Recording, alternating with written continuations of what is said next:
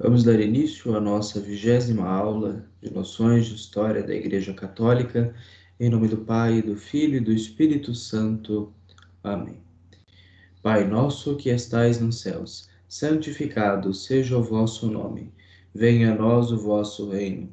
Seja feita a vossa vontade, assim na terra como no céu. O pão nosso de cada dia nos dai hoje. Perdoai-nos as nossas ofensas, assim como nós perdoamos a quem nos tem ofendido. E não nos deixeis cair em tentação, mas livrai-nos do mal. Amém. Santa Maria, Mãe de Deus, rogai por nós. Glorioso São José, rogai por nós. Muito bem, então vamos dar continuidade à nossa aula passada e encerraremos hoje a história da Igreja na Idade Moderna. Infelizmente, por conta da multiplicidade de eventos que ocorrem na modernidade, achei melhor encerrar com apenas 3 aulas sobre modernidade, assim como serão apenas 3 aulas sobre a contemporaneidade, porque se estender nesses 2 períodos históricos levaria o nosso curso talvez quase em janeiro, dependendo, e acho que isso não seria muito produtivo. Então é melhor que nos detenhamos de forma mais breve nesses períodos, e então possamos depois fazer uma conclusão. Hoje veremos um pouquinho mais sobre o Concílio de Trento, depois sobre maçonaria e iluminismo e, por fim, a Revolução Francesa. Vamos iniciar então o compartilhamento de tela.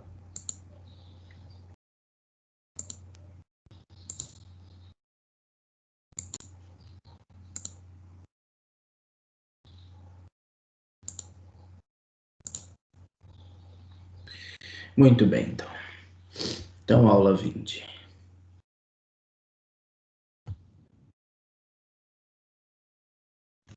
Aula 20, noções de história da Igreja. Os efeitos do Concílio de Trento.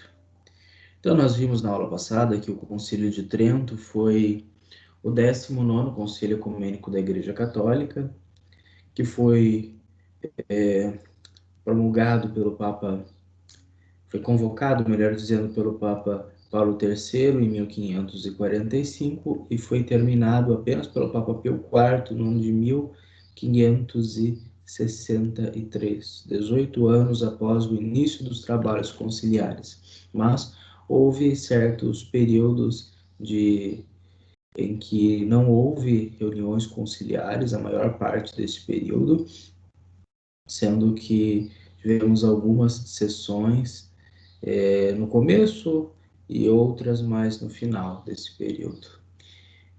O Alberigo discorre muito bem acerca desse concílio, assim como de todos os outros, mas ele faz uma análise que creio que seja bastante precisa e ponderada, como muitos infelizmente não fazem.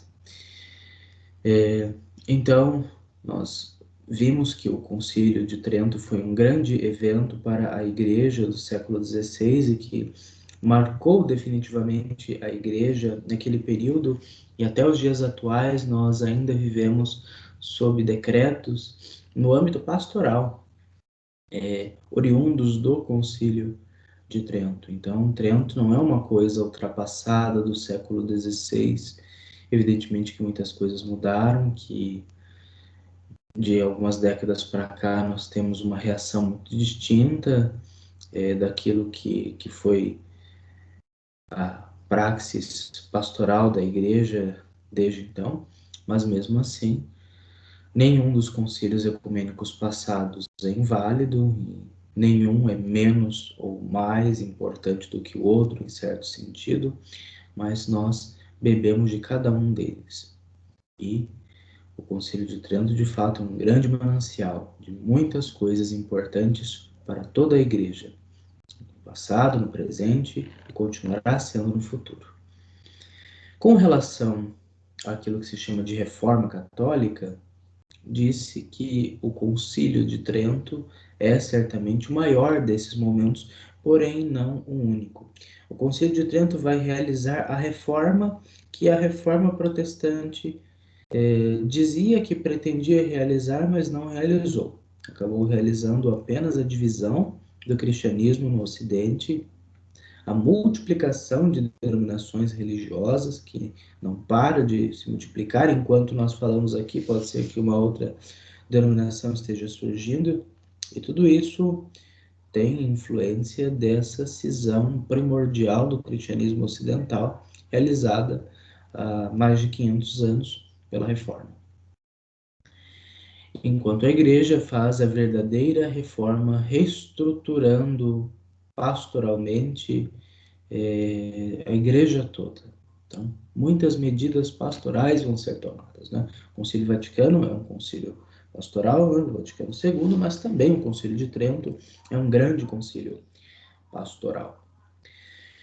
Então, o Concílio de Trento trouxe grande renovação moral e espiritual para a igreja que estava abalada pela Reforma Protestante, mas também pelos próprios problemas internos da igreja, como a corrupção dos costumes do clero, como um certo desleixo administrativo. Antes de Trento, um bispo possuía a jurisdição sobre 2 ou 3 dioceses e acabava geralmente se concentrando em uma só. Às vezes a que era maior, mais influente, mais rentável, e as outras duas, enfim, ficavam quase que sem governo. Não havia uma formação para os padres de forma homogênea, então quase que cada diocese tinha a sua prática. Muitos padres tinham que estudar com os religiosos, porque ainda não existiam seminários. Depois do Concílio de Trento, os seminários passam a normativamente existir e concentrar os futuros padres para formá-los de acordo com as realidades da diocese, mas especialmente de acordo com a doutrina da Santa Igreja. E outras coisas muito importantes também. Porém, antes mesmo que o Concílio de Trento fosse convocado, algumas figuras realizaram importantes movimentos de renovação moral, espiritual, intelectual, administrativa e pastoral, que até vieram a inspirar o Concílio de Trento. Então, na Espanha, antes do concílio, o cardeal Cisneros, o confessor da Rainha Isabel, né, de Castela, realizou uma reforma no clero e na administração da Arquidiocese de Toledo, que serviram como modelo para as medidas adotadas em Trento. Então, este cardeal Cisneros, que foi depois responsável pelo Santo Ofício na Espanha, que foi o patrocinador de uma grande edição da Bíblia, chamada Bíblia Poliglota Complutense, contendo vários idiomas, como o hebraico, o aramaico, o grego e o latim. Então, por isso, é uma Bíblia poliglota. E que também investiu muito na questão de formar bem o seu clero, de cuidar para que esse clero seja exemplar na fé e nos costumes, e um bispo realmente muito presente nas decisões da arquidiocese, que não apenas governava apenas a sede, mas que se preocupava também com as regiões, todas as regiões da sua arquidiocese. E as medidas desse cardeal foram modelos para tudo o que aconteceu em Trento, né? Já que o clero de Toledo seguia o celibato, eles tinham uma formação concentrada, o cardeal arcebispo de fato governava apenas aquele território.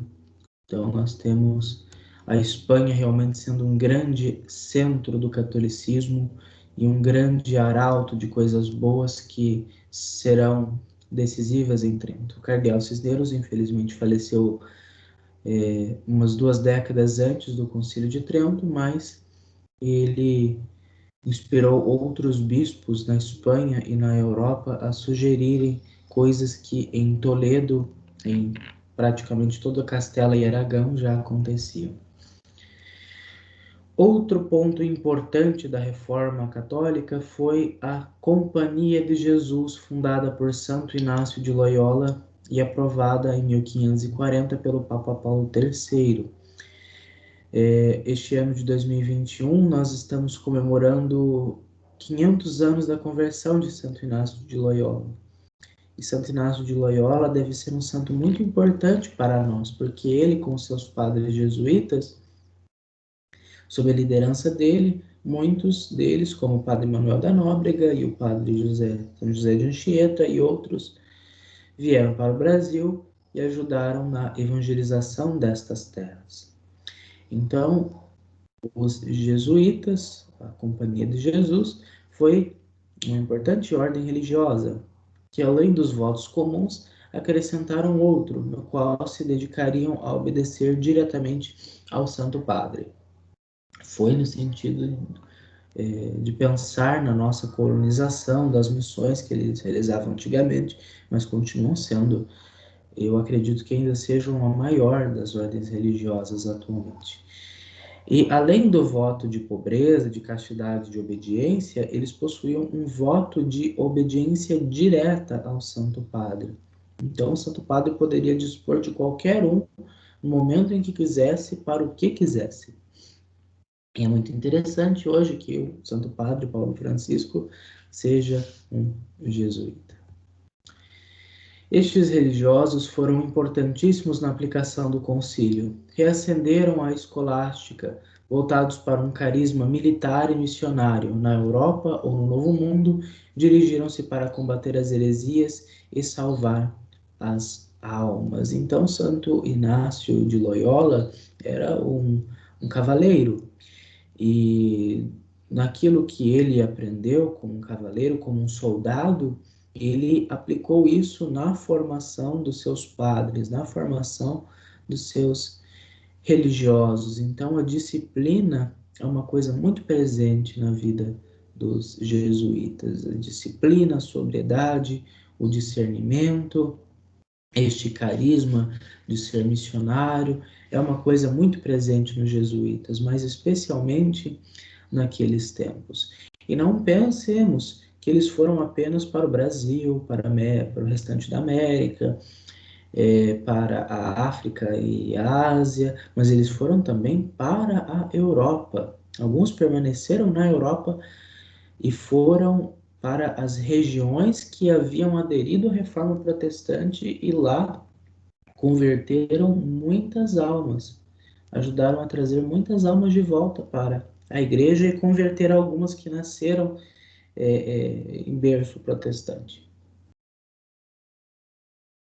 Algumas ordens religiosas também buscaram uma renovação de suas regras e de sua espiritualidade, como os franciscanos, na figura de São Pedro de Alcântara, e os carmelitas, através de São João da Cruz e Santa Teresa de Ávila.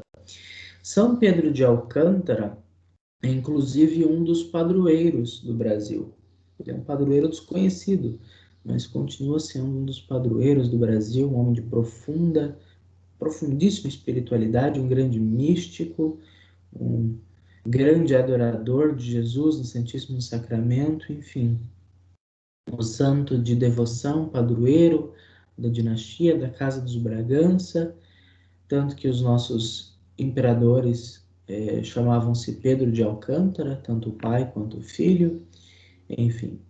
E São João da Cruz e Santa Teresa d'Ávila dispensam comentários, são dois dos maiores santos que a Igreja já teve e que exerceram uma profunda influência sobre a espiritualidade, a mística, a ascética na Igreja, e são muitíssimo estudados. Temos as suas obras completas, publicadas em português, e a leitura de um trecho que seja de um desses dois grandes santos vale muito a pena, que nos ensinam muitíssimo sobre a espiritualidade. E são dois doutores da Igreja. A Inquisição foi reorganizada para atuar como um tribunal mais eficiente na investigação julgamento, condenação e absolvição dos católicos, atuando na Europa e no Novo Mundo. Então, a Inquisição estava praticamente desorganizada de forma geral. Nós tínhamos uma Inquisição atuando na Espanha, por influência dos reis católicos, outra atuando em Portugal, e a partir do Concílio de Trento, a Inquisição é reorganizada para atuar nas demais regiões da Europa, atuando como um processo jurídico e eclesial apenas para católicos. Não há jurisdição sobre judeus, não há jurisdição sobre os maometanos, não há jurisdição sobre pagãos, apenas sobre católicos. Então, uma nova fase da Inquisição, que é a sua reorganização no século XVI e depois, e XVII também, onde vai estar muito atuante, e depois um certo declínio nos séculos XVIII e XIX até o momento em que ela passa por várias transformações até se tornar a Congregação da Doutrina da Fé.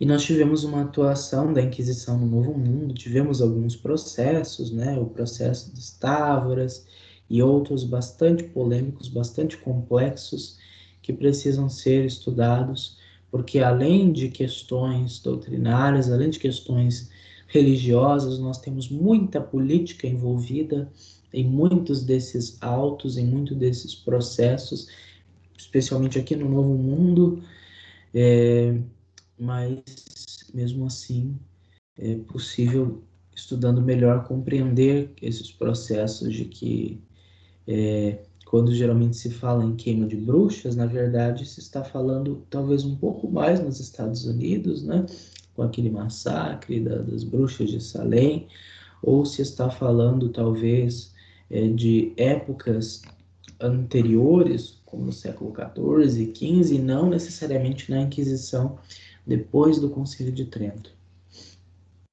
E também nós já comentamos um pouquinho sobre a lenda negra da Inquisição espanhola, que está praticamente desmistificada com obras recentes sobre a Inquisição.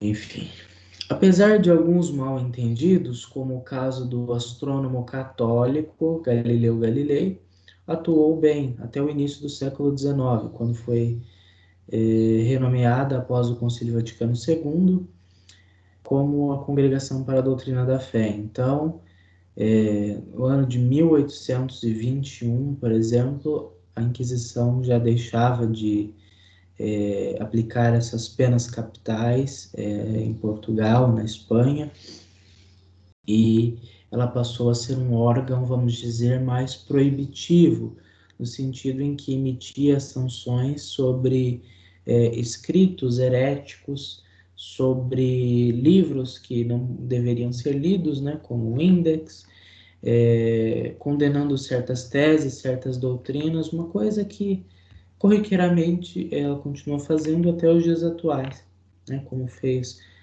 com o caso do Leonardo Boff, na época do Bento XVI, enquanto ainda era cardeal Ratzinger, etc. O caso Galileu Galilei é um grande mal-entendido de ambos os lados. Primeiro de tudo, a ciência e a própria teologia da época ainda não estavam completamente separadas. Então, ainda não havia a distinção de o que eram questões próprias da ciência e próprias da teologia. Então, a criação do mundo, a cosmogonia, essas questões cosmológicas ainda eram vistas como patrimônio da teologia, da religião, e não necessariamente das ciências. Se houvesse essa distinção que existe hoje entre ciência e fé, embora essa distinção não deva ser antagônica, mas sim uma distinção apenas diária, sendo que ambas cooperam, como diz o Concílio Vaticano I e a Fides et Ratio do Papa São João Paulo II, se houvesse essa distinção muito clara do que a ciência deve estudar e do que a teologia deve estudar, o mal-entendido de Galileu Galilei não teria acontecido.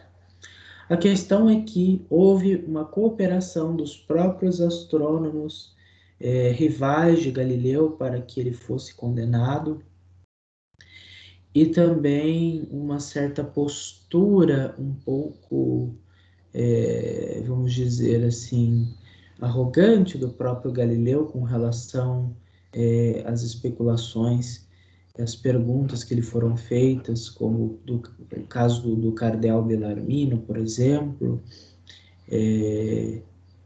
Enfim, então nós temos aqui uma série de mal-entendidos que precisam ser melhor explicados nesse sentido. Lembrando só que o Galilei não foi queimado nem nada, ele foi condenado a uma prisão domiciliar, mas a uma prisão domiciliar onde ele realmente podia sair convenientemente. Outras medidas foram adotadas a partir de Trento. Então, além dos documentos, dos decretos, e nós temos vários decretos, além das medidas pastorais, foi feita uma reforma litúrgica. Então, com a publicação do Missal Tridentino,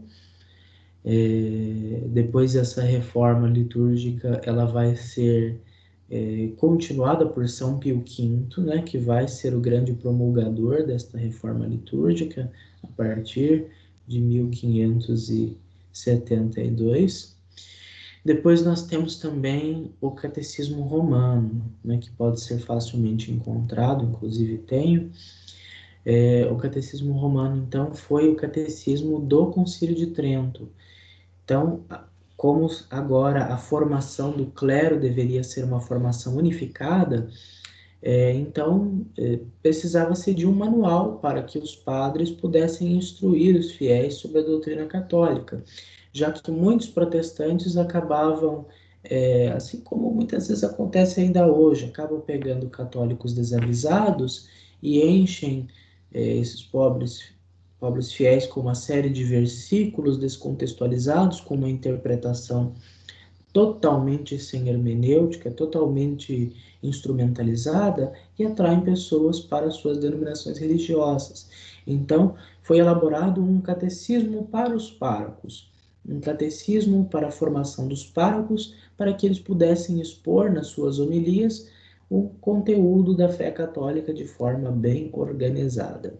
Inclusive, a Castela Editorial fez duas edições muito bonitas do Catecismo Romano, uma em brochura, aqui eu tenho, em verde, e outra encadernada em vermelho, que valem a pena. Depois nós temos também a revisão da Vulgata. Então, a Vulgata, que é a Bíblia de São Jerônimo, ela já estava, vamos dizer, precisava de certas revisões, porque a última havia sido feita na época do Alcuino, no século VIII, no século IX. Então, fez uma revisão da Vulgata que ficou pronta em 1592, e ficou conhecida como a Vulgata Sisto-Clementina, que é raríssima de ser encontrada nos dias atuais. E também o Index Librorum Prohibitorum, ou seja, a lista, o índice dos livros proibidos. Então, a igreja passou a proibir, passou realmente a divulgar uma lista de livros que não deveriam ser lidos pelos fiéis por prejuízo das suas almas, por prejuízo da sua salvação. O que pode parecer uma medida muito polêmica para nós atualmente é uma medida protetiva, ou seja, as pessoas, olha, se hoje em dia as pessoas acreditam ainda em certas correntes do WhatsApp, sendo na maioria pessoas letradas, pessoas que têm um nível até mesmo superior de formação, acreditam em quase qualquer coisa, quanto mais as pessoas naquela época, que mal sabiam ler e escrever e que ainda não tinham essa mentalidade crítica como nós temos hoje em dia. Então a igreja ao proibir certas obras, o fez apenas como medida de proteger os fiéis contra doutrinas consideradas por ela como heréticas. Então, não se trata de uma censura nos moldes que nós vemos hoje. Claro que você pode interpretar assim, mas trata-se de uma medida protetiva dos fiéis contra erros que pudessem distorcer a fé católica. O que aconteceu muitas vezes é que um livro ia para o Index, mas depois de algum tempo, depois de revisões, depois de edições, depois de uma compreensão melhor da obra, esses livros saíram, né? Como foi o caso do livro do Copérnico, os livros do Galileu Galilei entraram no Index, mas muitos anos depois foram sendo retirados, porque se observou que aquilo que eles afirmavam não contradiz a doutrina católica. O Galileu teria falado: a Bíblia não é um livro que ensina como é o céu, mas como ir para o céu. Então, depois, ao longo dos séculos, foi se adquirindo esta clareza de que afirmar o heliocentrismo não quer dizer que esteja caindo em contradição com as Sagradas Escrituras. Na verdade, para a fé católica, não há diferença se o Sol, se a Terra se move em torno do Sol ou de si mesma. O que nós não podemos deixar de acreditar é que Deus seja o Criador do Sol, o Criador da Terra, o Criador de todas as coisas, o Criador do Universo. E isso para nós é uma questão de fé. Agora, quantos planetas tem no Sistema Solar? Quem se move em torno de quem? Isso para a fé não é uma questão que faz perder a fé, ou que faz deixar de ser católico. De acordo com o tempo, essa clareza de distinção entre o que é da teologia e o que é da ciência foi sendo melhor explicitada. Além da aprovação de ordens religiosas, como a dos teatinos, a dos capuchinhos e a dos oratorianos. Então, aqui nós temos 3 ordens muito importantes, especialmente a dos capuchinhos, que surgiram no século XVI. Os oratorianos de São Filipe Neri também.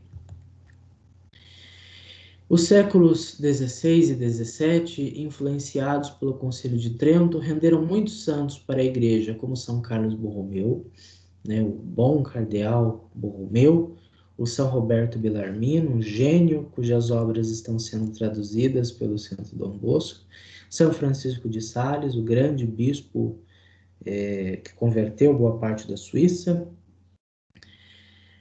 depois, São Pedro Canísio, o grande catequista, São Lourenço de Brindisi, um franciscano que teve que ser expulso pelos protestantes para não converter mais deles à fé católica, o São Vicente de Paulo, o grande anjo da caridade, o padre mais santo do século, São Camilo de Leles, o grande cuidador dos doentes, São Francisco de Borgia, um descendente do Papa Alexandre VI, mas um santo, São Felipe Neri, aquele que preferia o paraíso, São Francisco de Paula, né,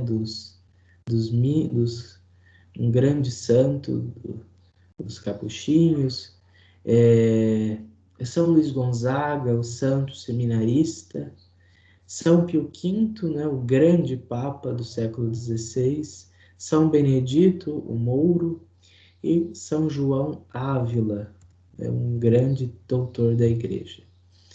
E esses são apenas alguns santos dos séculos XVI e XVII que surgiram pela influência do Concílio de Trento. Então veja que o Concílio de Trento rendeu esses grandiosos santos para a Igreja, mas também as artes. Olha, isso aqui é o Barroco, né, influenciado pela visão do Concílio de Trento, né, a coroação da Virgem por Carati. E aqui nós temos o Mestre Ataíde, veja só que bonito, aqui no Brasil, a imagem de baixo.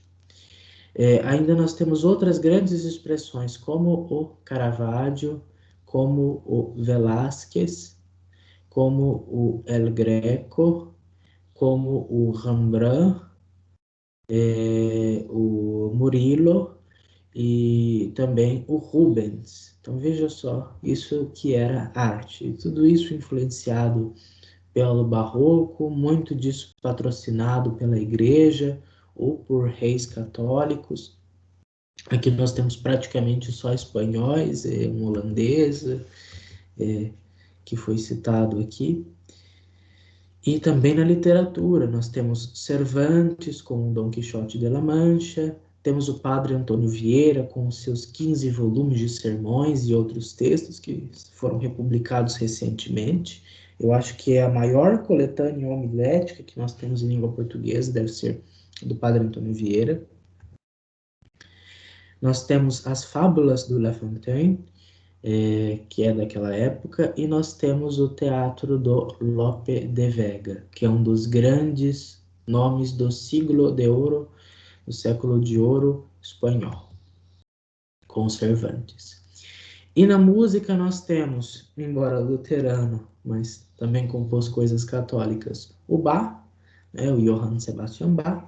Nós temos o Padre Vivaldi, né, o Padre Ruivo, que compôs coisas maravilhosas, como as Quatro Estações, e a Folia, que é a minha música favorita. Nós temos o Handel, com aquele famoso Aleluia, e nós temos o Pachelbel, outro protestante, mas também com influência católica, que compôs aquele cânon belíssimo, que é muito utilizado em muitas músicas hoje em dia. Tudo isso é barroco. E depois nós temos o pontificado de São Pio V, que foi um dos maiores papas da história da Santa Igreja. Ele é quem aplicou as reformas do concílio. O concílio terminou sob Pio IV, né, em 1563. Logo depois do concílio de Trento, ele foi eleito em 1564 e até o seu falecimento em 72, ele se esforçou para aplicar tudo aquilo que o concílio de Trento propusera. Para isso, ele teve que agir duramente, defendendo a fé. Ele excomungou a Rainha Elizabeth I, aquela figura muito questionável. Depois nós temos a Batalha de Lepanto, né, de Nossa Senhora do Rosário, inclusive vai completar 450 anos este ano. Nós temos a liturgia, né, a Missa Tridentina, a Missa de São Pio V, né, Aqua Primum Tempore, que é dele. Nós temos também um incentivo ao estudo de Santo Tomás de Aquino, que o próprio Concílio de Trento já promoveu e que ele também vai promover. E depois dele nós temos então o Papa Gregório XIII, aquele que promulgou o calendário gregoriano. Desde um pouquinho antes de Cristo, nós tínhamos o calendário juliano, ou seja, o calendário de Júlio César. E 1600 anos depois, nós temos então o calendário do Papa Gregório XIII, que é o calendário que nós usamos até hoje. Então, o nosso calendário é católico. Veja só que interessante. Para que se acertasse os dias, precisou pular basicamente 10 dias. Então, foi do dia 4 de outubro de 1582 para o dia 15 de outubro.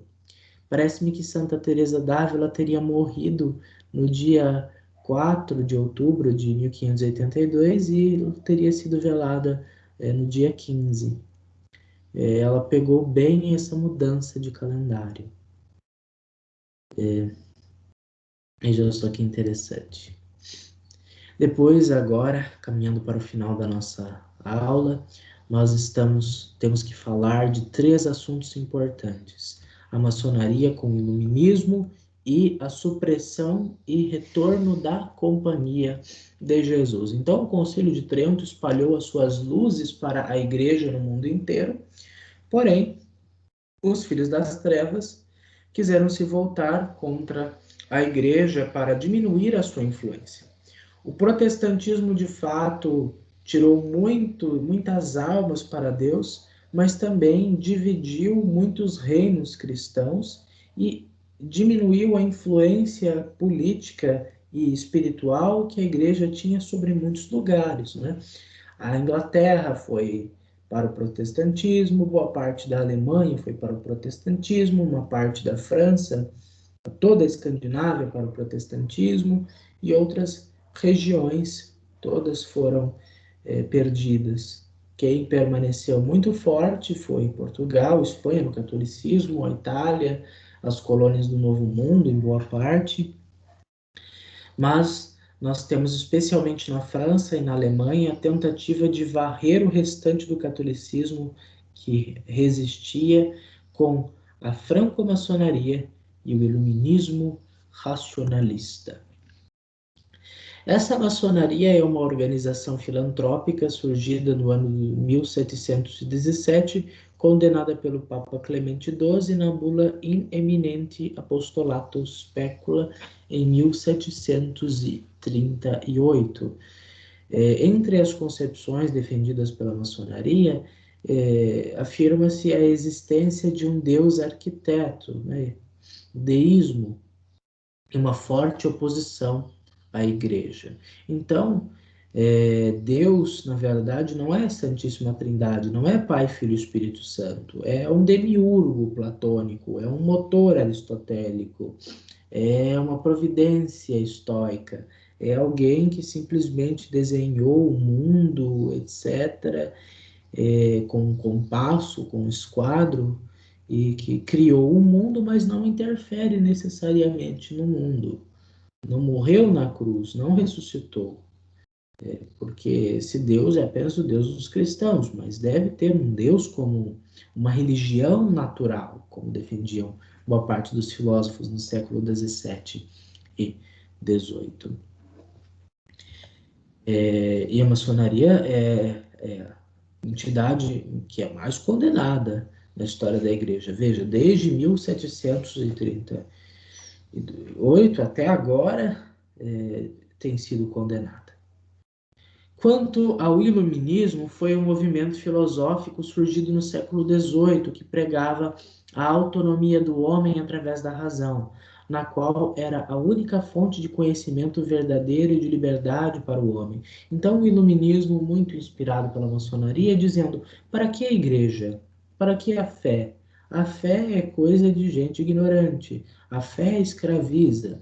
A igreja é infame. A igreja é serva do Estado para manipular as consciências, incutindo medo da morte, medo do inferno, medo do castigo.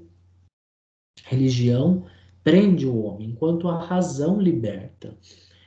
Como dizia o Kant, o homem deve buscar a autonomia, deve buscar o clero, deve buscar o esclarecimento, deve sair da minoridade, deve sair das trevas da religião e ir para as luzes da razão.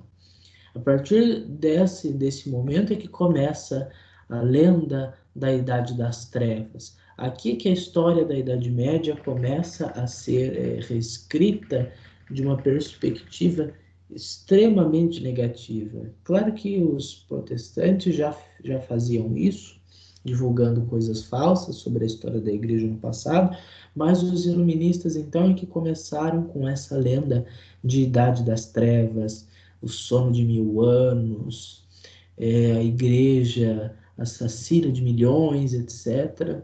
Essas mentiras remontam a esse período. Então, o homem tinha que sair do obscurantismo da fé e do controle da igreja e do Estado. Deveria buscar, através da razão, a sua liberdade. Então, o iluminismo tem ligações estreitas na maçonaria enquanto movimentos que visavam combater a igreja em prol de uma sociedade livre segundo a moral e a compreensão do mundo sem a fé. Então, agora pregava-se uma moral laica, uma moral sem religião, uma visão do mundo apenas a partir da fé. Então, aqui começou a busca por um Jesus histórico, aqui começou-se uma crítica dos evangelhos, aqui se começou a negar a autoria mosaica do Pentateuco, aqui se começou a dizer que os livros da Bíblia, por terem sido escritos muito posteriormente aos eventos, provavelmente são falsos ou de confiabilidade mínima. A Bíblia não tem nada de história, a Bíblia é uma invenção posterior dos judeus e dos cristãos. Jesus é uma invenção, uma elaboração dos primeiros cristãos. A igreja mantém as pessoas na ignorância porque apenas quer dinheiro, poder, influência. Aqui nós começamos então uma crítica muito terrível, muito ferrenha à religião. Aqui nós começamos a secularização. E há quem defenda que esta secularização tenha começado graças à Reforma Protestante, mas nós vimos que também existem muitos outros fatores anteriores que colaboraram para que a secularização acontecesse. O enfraquecimento, a crise que a Igreja sofreu nos séculos XIV e XV, e depois a Reforma no século XVI, e depois a Revolução Científica no século XVII, e agora o Iluminismo no século XVIII, contribuíram em muito. Séculos e séculos foram contribuindo para o começo da secularização na Europa. Então, esta Europa agnóstica que nós vemos hoje em dia, a Europa descrente, uma religião, igrejas lotadas de idosos e jovens que já não se interessam mais por igreja, uma taxa de natalidade mínima, cada vez mais imigrantes impondo a sua religião, enquanto as igrejas antigas vão sendo substituídas, queimadas, destruídas, cada vez mais monumentos históricos são depredados, etc.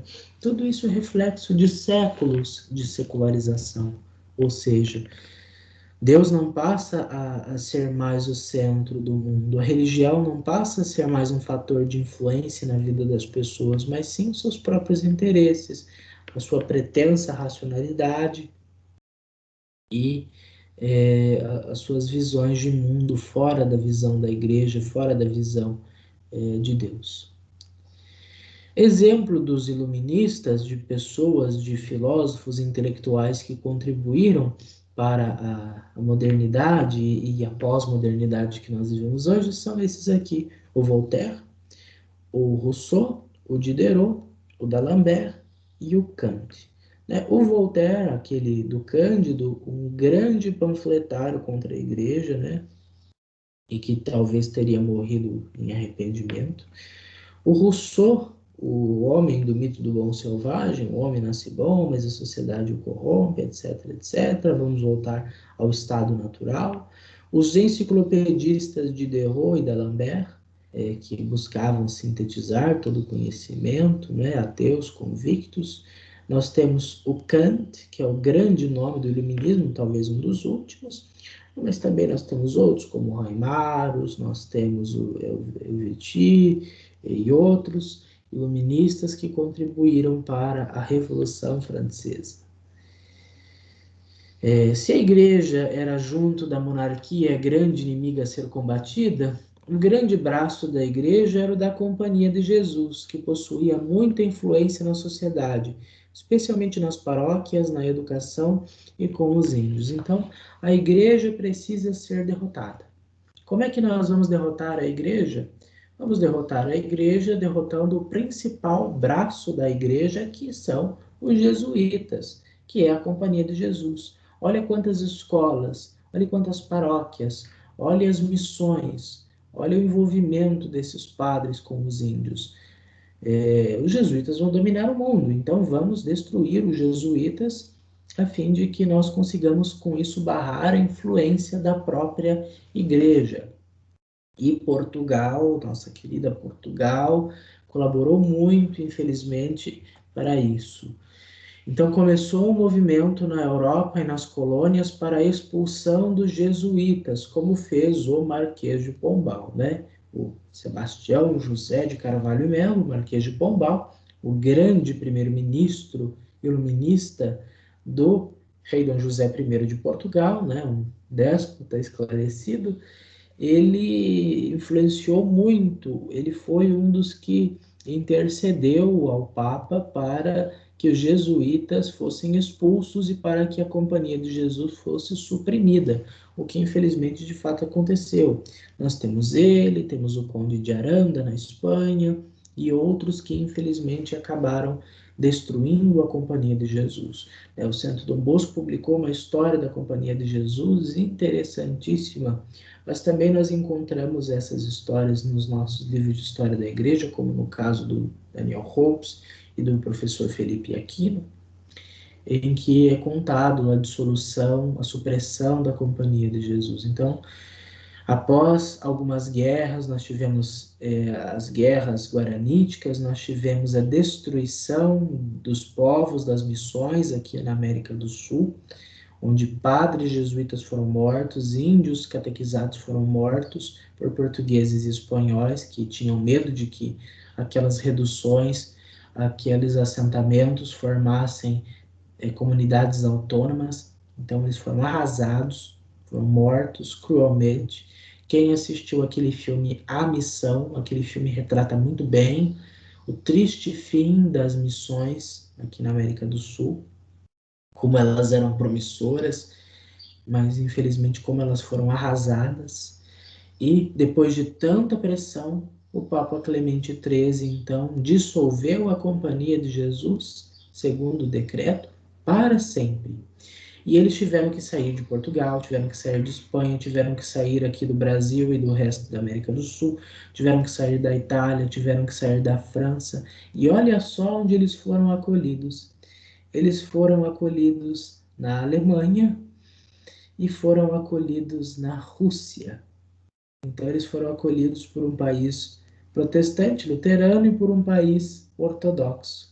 E aproveitaram esses padres como bons educadores, como bons formadores, porque os padres jesuítas eram muito cultos, eles eram preparados para a missão, para a catequese, para a evangelização e para formarem escolas.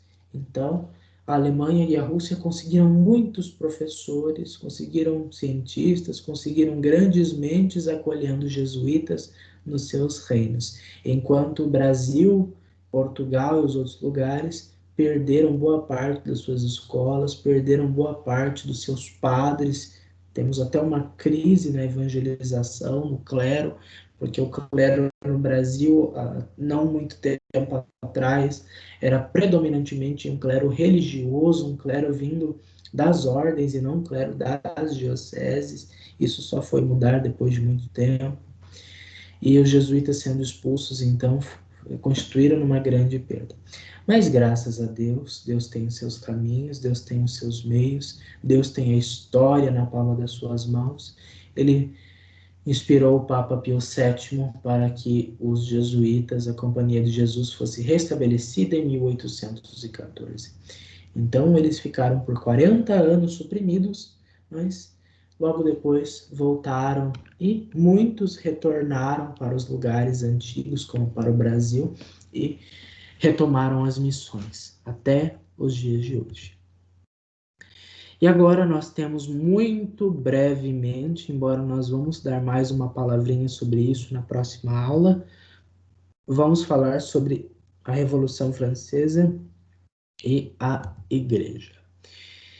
Em 1789 ocorreu a Revolução Francesa, o movimento no qual os burgueses e os pobres, cansados com os privilégios dos nobres e do clero desde os tempos de Luís XIV, resolveram romper com a ordem vigente, o antigo regime, e instaurar um governo baseado no ideal de igualdade, liberdade e fraternidade.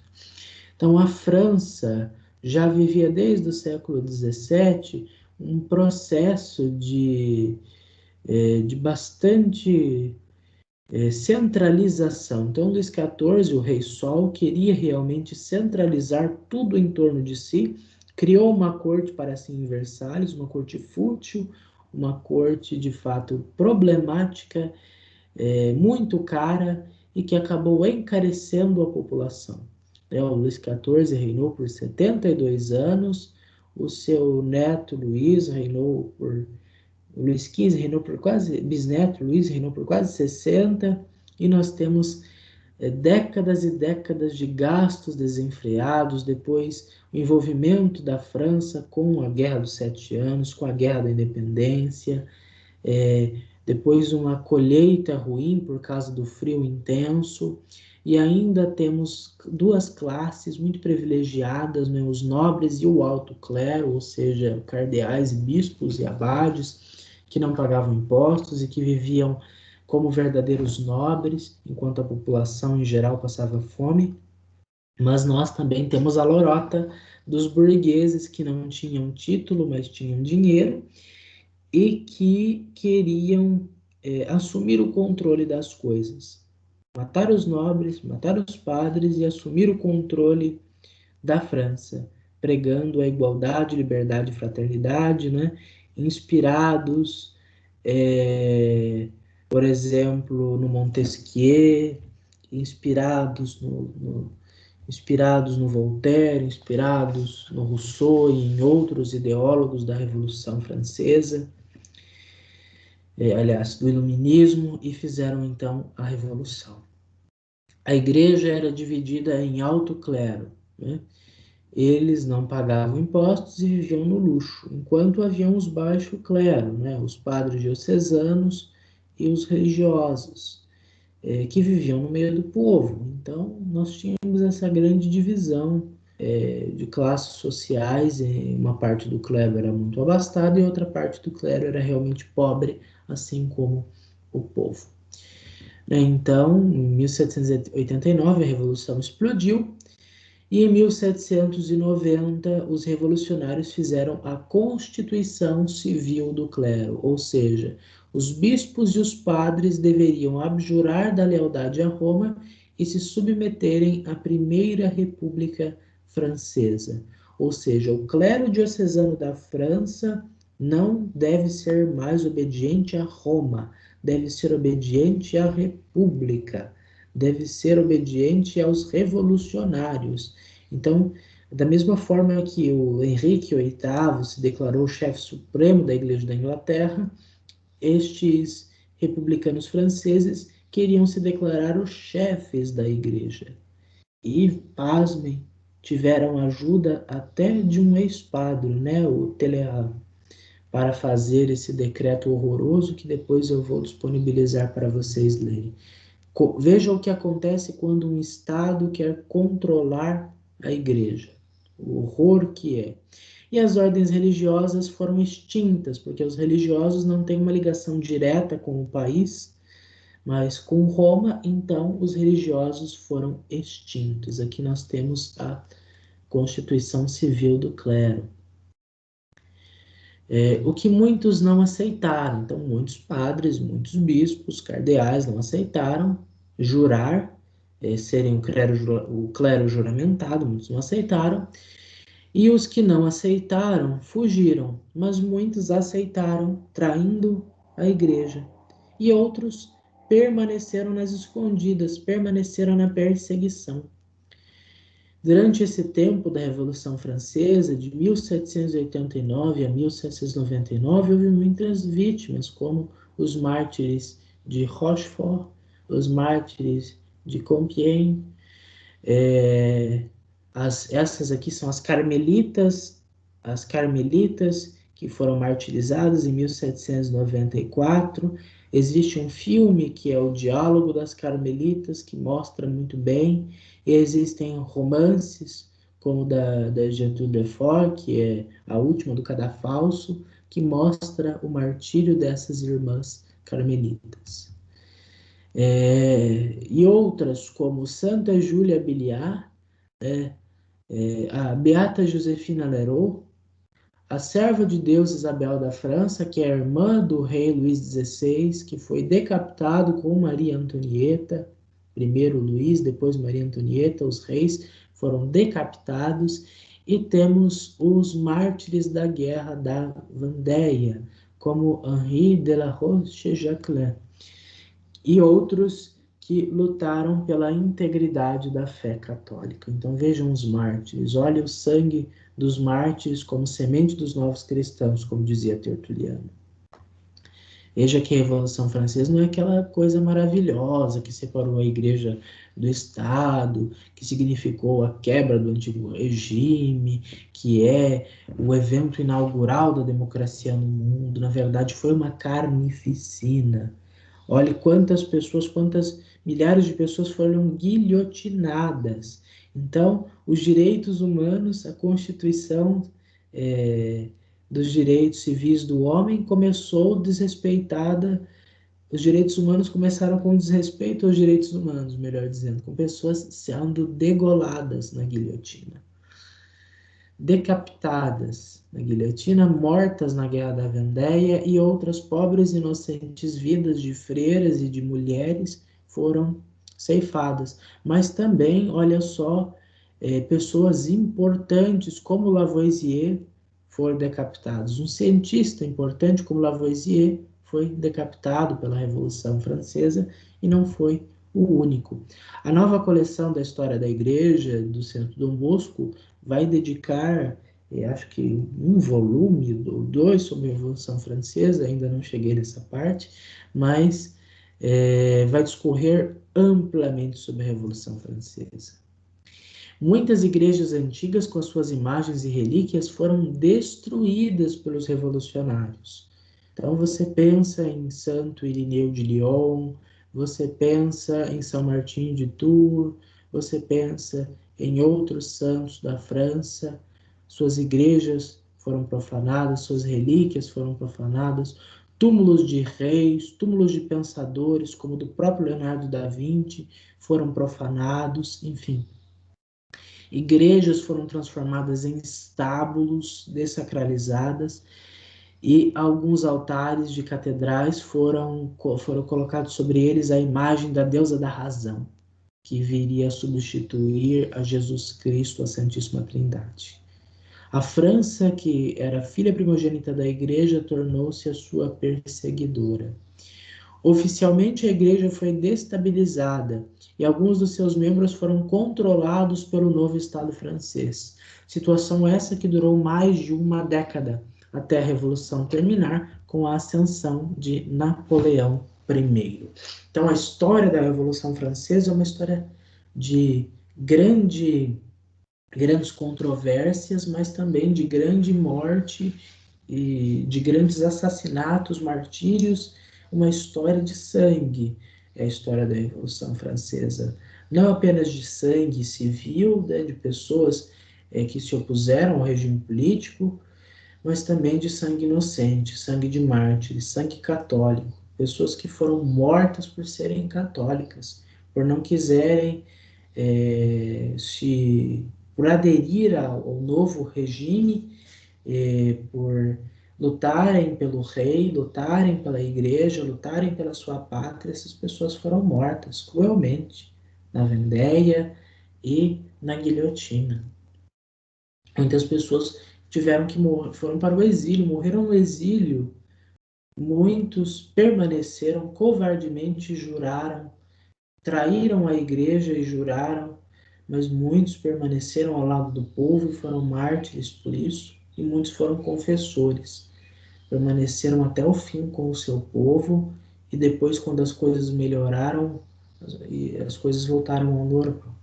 Na aula seguinte, nós já começaremos a Idade Contemporânea com o Napoleão Bonaparte, uma figura controversíssima, mas muito importante para a história da Igreja. Eu espero então que tenha ficado claro.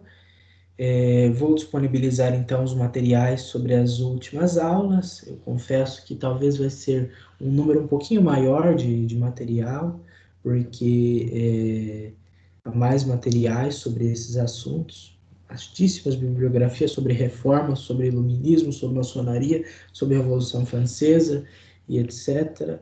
Mas eu espero que você que chegou até aqui continue firme, continue animado. Estamos na reta final, faltam apenas 6 aulas, 3 aulas de idade contemporânea e 3 aulas de revisão, e então nós terminaremos o nosso curso, a nossa formação. Me coloco à disposição de todos vocês, quaisquer dúvidas, quaisquer considerações, sugestões, me procurem. Nosso curso está acabando, mas eu gostaria que ele terminasse de uma forma muito produtiva, participativa e enriquecedora para todos nós.